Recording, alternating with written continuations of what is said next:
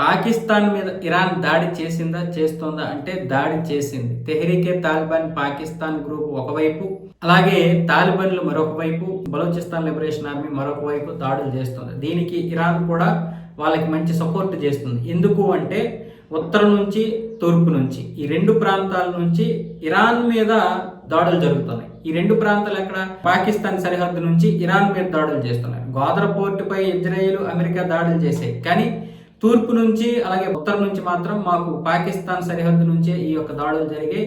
రంజాన్ మాసం సందర్భంగా మాకు పాకు ఉన్నిపేడు పొడిచిందని ఇరాన్కి చెందినటువంటి ఐఆర్జీసీ అయితే ప్రకటించింది. అనుమానం చెందడం కాదు, డైరెక్ట్గా ప్రకటించింది.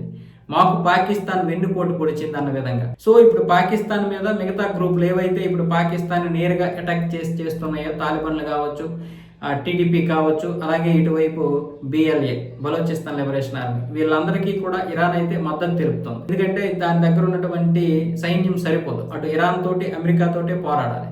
సో ఇప్పుడు ఎలాగో పాకిస్తాన్ మీద వీళ్ళు దాడులు చేస్తున్నారు కాబట్టి వాళ్ళకి కొన్ని సపోర్ట్ చేసి పాకిస్తాన్ మీద అయితే ఇరాన్ ఈ విధంగా దాడులు చేయిస్తుందని ఇంటర్నేషనల్ మీడియాలో వస్తున్నటువంటి వార్తలు. అందులో వాస్తవం కూడా ఉంటుంది. ఎందుకంటే పాకిస్తాన్కి ఇప్పుడు ఏం చేయాలో అర్థం కాదు. ఇరాన్కి సపోర్ట్ చేయలేదు నేరుగా, ఎందుకు? అమెరికా ఇన్వాల్వ్ అయ్యి ఉంది. అమెరికాకి ఇప్పుడు సపోర్ట్ చేయడం అంటే ఇజ్రాయెల్కి సపోర్ట్ చేసినట్లే. ఆ విధంగా ఇస్లాం దేశాలన్నీ కోపంగా ఉన్నాయి. గల్ఫ్ దేశాల లెక్క వేరు, పాకిస్తాన్ లెక్క వేరు. మరొక వైపు పాకిస్తాన్లో ఉన్నటువంటి షియా ముస్లిమ్స్ ఇంకా అల్లర్లు కొనసాగిస్తున్నారు. వాళ్ళు ఎక్కడ కూడా తగ్గడం లేదు. మనకు అమెరికా కాన్సులేట్ మీద చేస్తే ఇప్పుడు డైరెక్ట్గా పాకిస్తాన్ నేతల్ని టార్గెట్ చేస్తూ కొడుతున్నారు, తిడుతున్నారు. సో ఇలాంటి పరిస్థితుల్లో ఇప్పుడు పాకిస్తాన్ ఇరుక్కొని ఉంది.